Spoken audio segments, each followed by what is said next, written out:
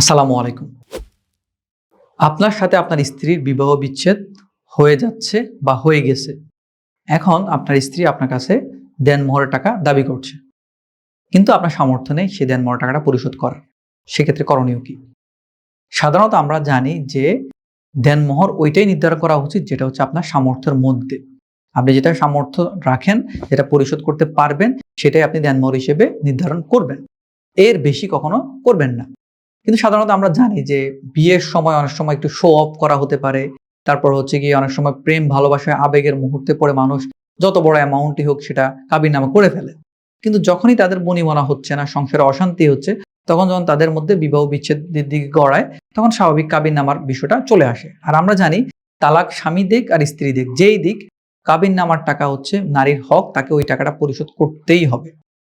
এখন কোনো পুরুষ যদি চিন্তা করে যে আমার সামর্থ্য নেই, আমি ১০ লাখ টাকা বা ২০ লাখ টাকা কাবিন করে ফেলেছি, এখন আমি টাকাটা দিতে পারবো না, কোনোভাবেই দিতে পারতেছি না, আমাকে যদি মারে কাটে যাই করুক, আমার কাছে এই টাকাটা নেই, সেক্ষেত্রে তার করণীয় কি?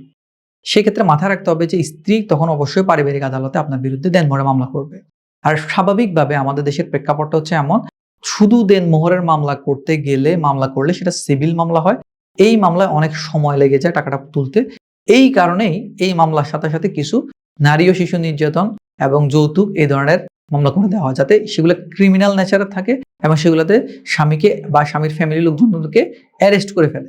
তখন তারা টাকাটা খুব দ্রুত দেওয়ার চেষ্টা করে, যাতে এতে ঝামেলাটা মিটমাট হতে পারে।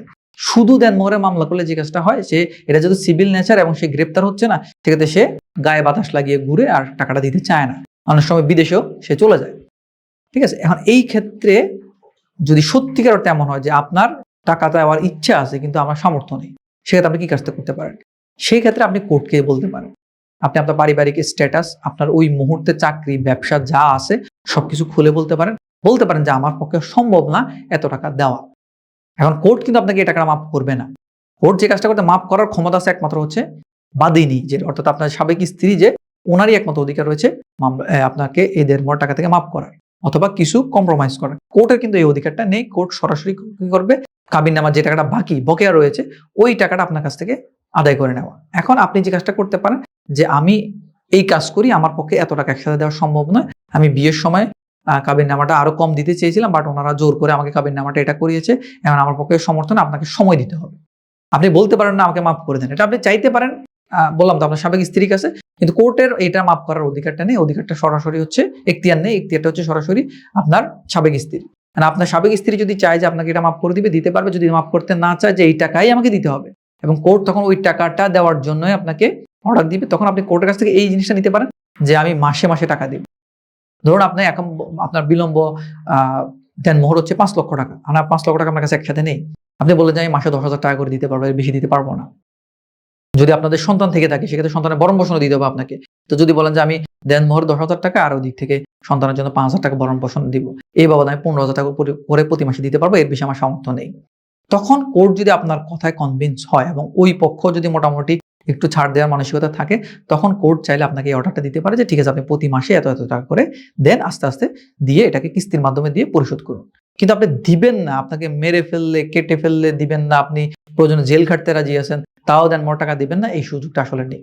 আপনাকে সিভিল লায়াবিলিটি আপনার কখনোই শেষ হবে না, আপনাকে এটা দিতেই হবে। প্রয়োজন আপনার সম্পত্তি বিক্রি করে হলো এটা দিতে হবে। আপনি যদি মারাও যান, তখন আপনার সম্পত্তি থেকেও এই টাকাটা আদায় করা যাবে।